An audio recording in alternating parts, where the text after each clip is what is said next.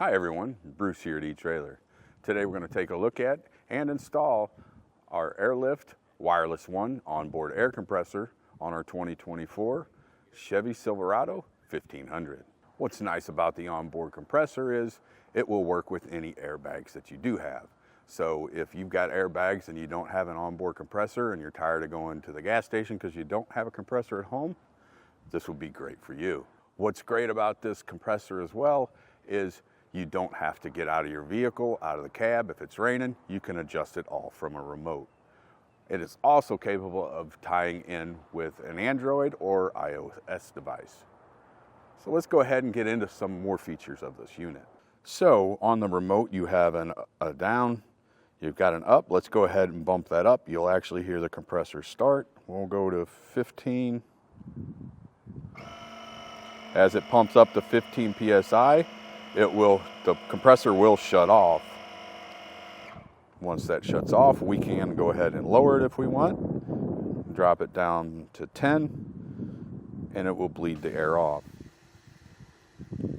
Now, another good feature of the remote, we can actually dial in and save some of our settings. So if I hit this dot,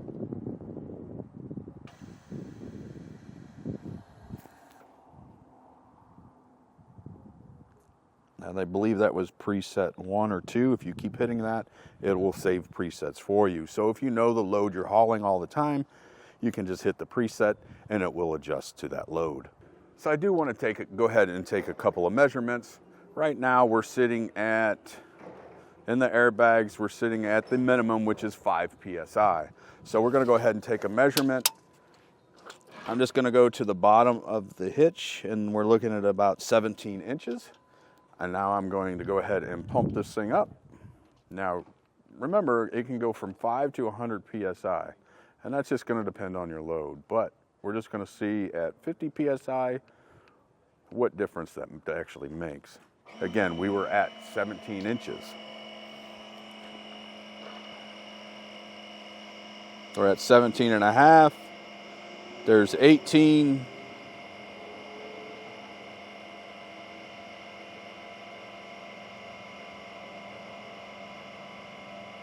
18 and a half.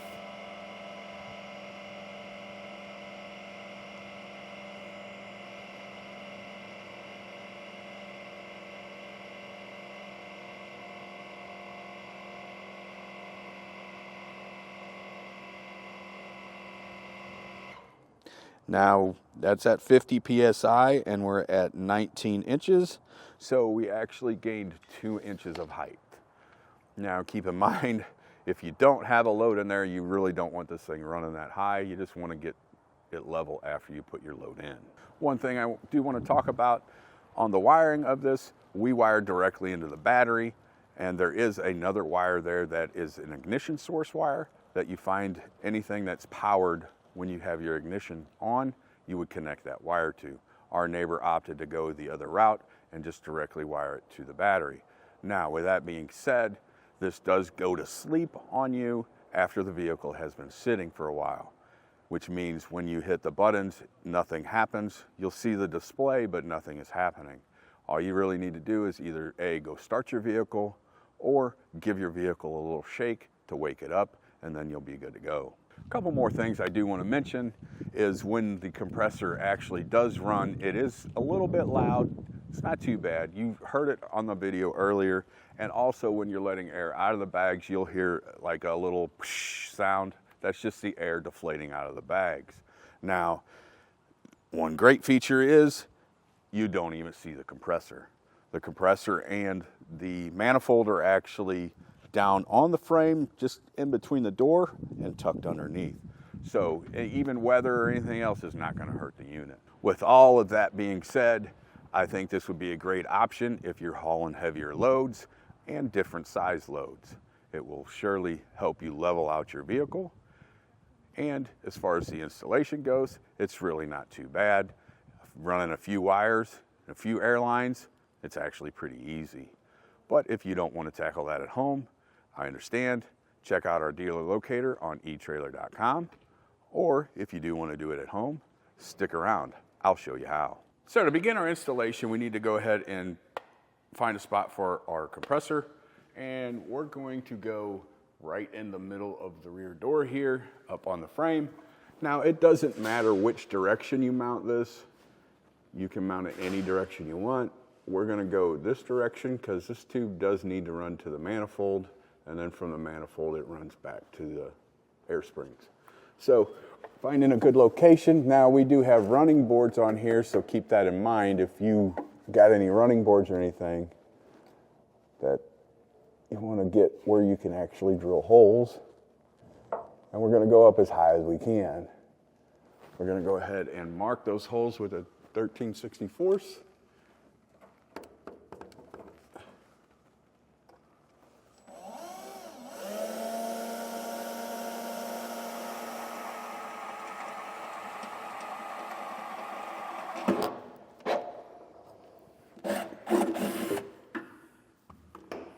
Now we can go ahead and take the self-tapping screws that came with the kit and go ahead and run that in.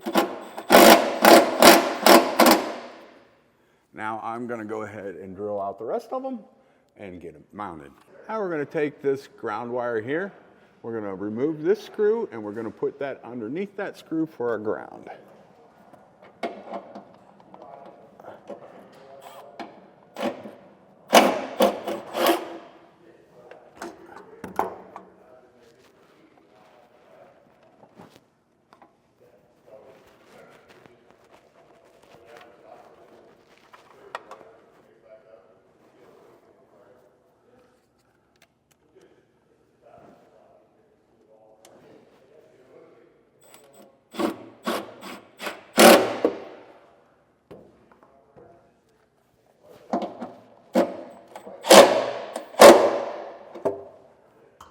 Now we need to go ahead and take our manifold and we are going to go ahead and mount that right next to our compressor. You just got to get this to where the wiring is going to reach, and we're going to be okay here. And we're going to take a 5/32 bit and we're going to go ahead and drill this hole out. Now you are going to mount this with the longer screws that are in the kit.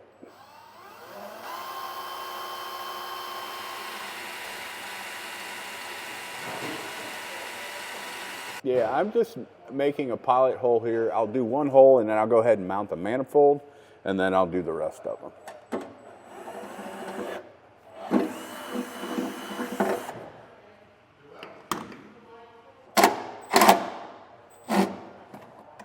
All right, now that we have our compressor and our manifold mounted up, we do have a wiring harness we do need to run.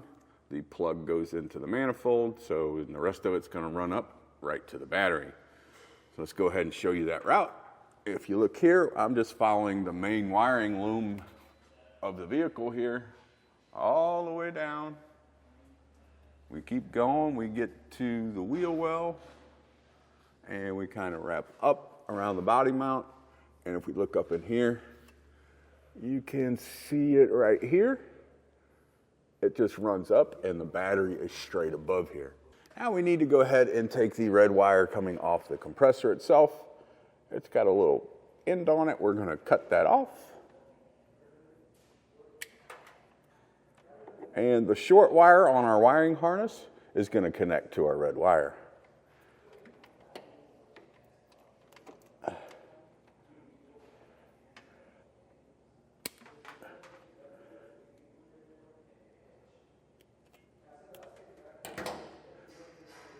Now we are using heat shrink butt connectors, which I highly recommend, especially if it's up under the hood or something like that. It doesn't really matter too much, but being exposed to the elements, it's a great idea to use the heat shrink butt connectors. Go ahead and strip this one off.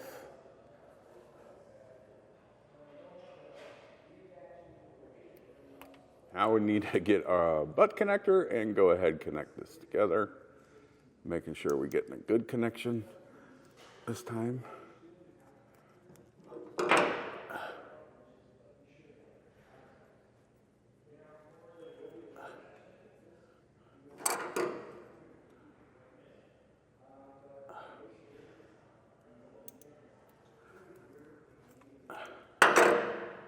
All right, now that we have a good connection, we're gonna go ahead and plug into our manifold here. And it does have a lock on it, so when we put it in, we're gonna go ahead and push that lock. Now we're gonna go ahead and take our plug and plug it into the manifold up on top here, just like that. And then we're gonna get a heat gun and heat this up so it does shrink down to the wire. After that, we're gonna go ahead and clean some of this up.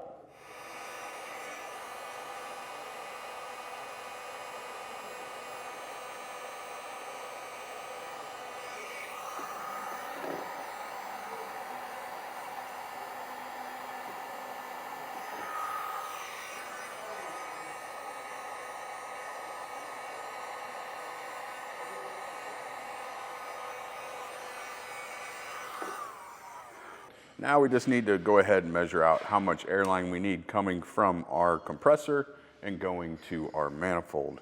I've already got that measured out. And we've got a tubing cutter here, or you can use a utility knife. Do not use scissors or anything else because you will actually squeeze the tube. We don't want to squeeze the tube. Just want a nice, clean, straight cut.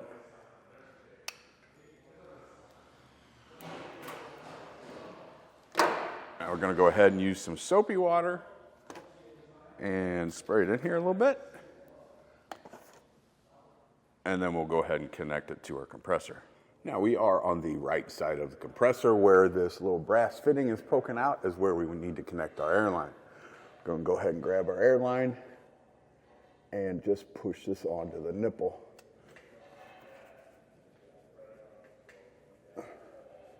Keep working it all the way up there without kinking it. Now we need to go ahead and take that tubing that we connected to our compressor, and there's a fitting on the side here. That's our outlet. And then there's a fitting like this on the top side. That is our inlet from our compressor. All you have to do with those is just push the tubing in until it locks, and then give it a pull and make sure it doesn't come out. Just like that, push down and then pull up and make sure you got a good connection there. I know it's kind of hard to see, but this is where our airline comes out of our compressor. It comes around and goes right into the top of our manifold right here. Now just be careful, you don't want to kink this tubing. You kind of want nice round turns like here. You don't want to kink that in any way because it will reduce your airflow. Now we need to go ahead and run airline tubing back to our airbags. So we started here and went up. Again, all we're doing here is following the main wiring loom of the vehicle. Now keep in mind what I said before, you don't want to bend or kink this tubing. So it runs straight up from the frame on that side and then comes up and over right here. And I'm just following this wire loom here. And it goes up and over. We keep running and we go right to a T-fitting here. The reason we're going to a T-fitting is because this line here coming in is from our compressor.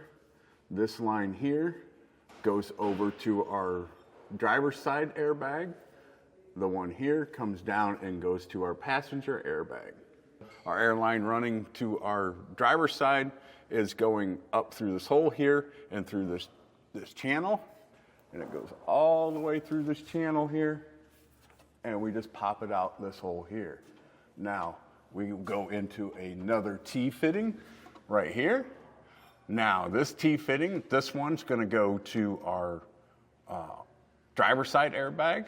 This one goes to our valve on the outside of the bumper here on the back of the vehicle to go ahead and use a compressor to fill the airbags up.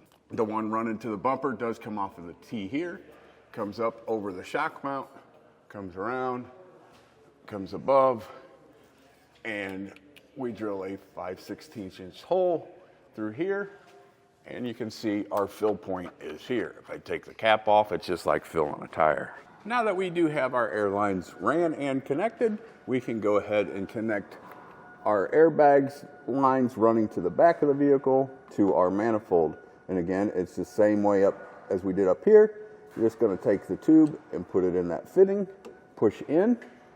You'll hear like a little click or feel, and then pull on it and make sure it doesn't come out. Now that we do have our air lines connected to all of our fittings, our compressor, manifold, and airbags, we can go ahead and go back up front and make all the wiring connections. The pink wire here is an ignition source to tie into an ignition source. We're not using that today. We are using just our red and black wire. So our black is going to go to our negative to our battery, and our positive will go to our positive to our battery. So let's go ahead and do the negative first. And we've got a fuse holder to put in as well. So we're going to go ahead and cut this one.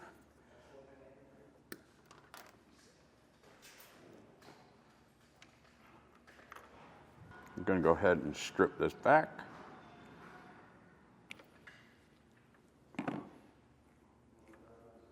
Take one of our eyelets that's supplied in the kit.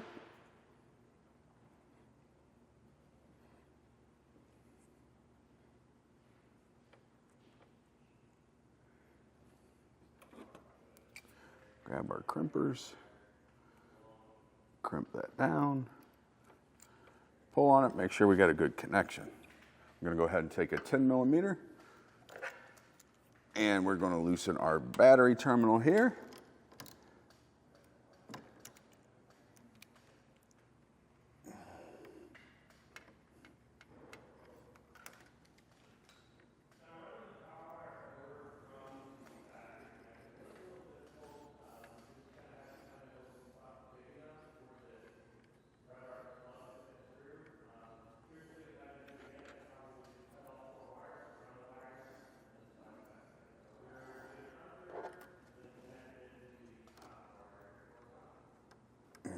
Put our eyelet on there and go ahead and tighten our nut back down. Now we're going to go ahead and take our fuse holder and make sure there's no fuse in it. We're going to go ahead and cut this. One end of it is going to go to our red wire, and the other end will go to our positive on our battery terminal.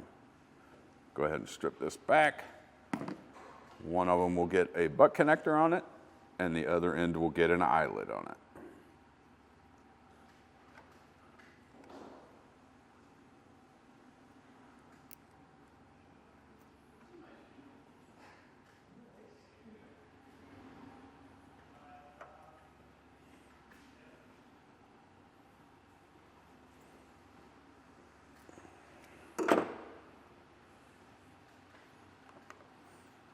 Now we're going to take our positive wire, we're going to run it across.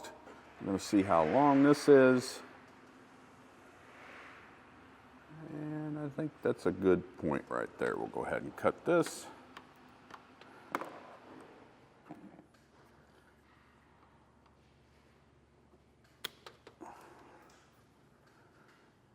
We'll strip this back.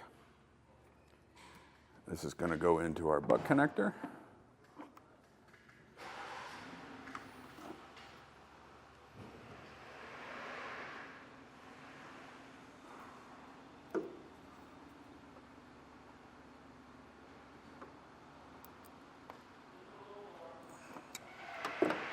Pull on that, we got a good connection, and now we can go ahead and tie it into our positive on our battery. Now, remember, don't have the fuse in there and we won't be running power anywhere. We'll put the fuse in after all of our connections are made.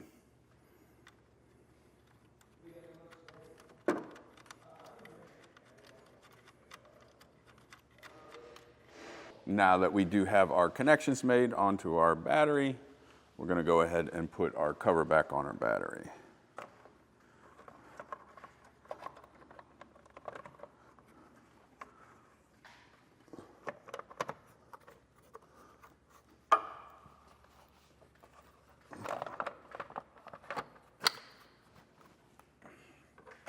Now we just got to heat this up like we did earlier on the other ones below the vehicle.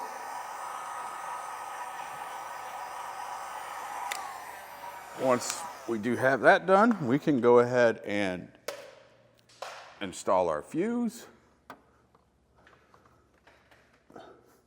Just take your fuse, push it straight in, and go ahead and put the cap back on. Now all you really have to do is go ahead and download the app, install that on your phone, and you'll be airing up your airbags in no time. Now that you've got everything connected, you've got your remote paired, we're gonna go ahead and pump this up to 50 PSI with our remote.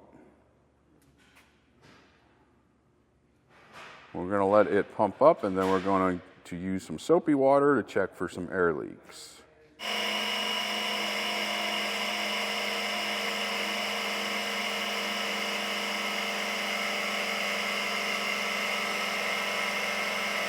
Now that we do have it pumped up to 50 PSI, we're gonna go ahead and check our fittings for any leaks. Take some soapy water, spray them down real good, and do that on each connection. And it looks like we're good there. We'll move on and check the other ones. Once you're done checking for air leaks and you didn't find any air leaks, you're good to go. But if you did run across a couple of air leaks, just take those air lines that are leaking out of those fittings, give them a cleaner cut, and put them back in, and then test it again. This does complete our installation of our Air Lift Load Lifter 5000 series on our 2024 Chevy Silverado 1500. I'm Bruce. Thanks for watching.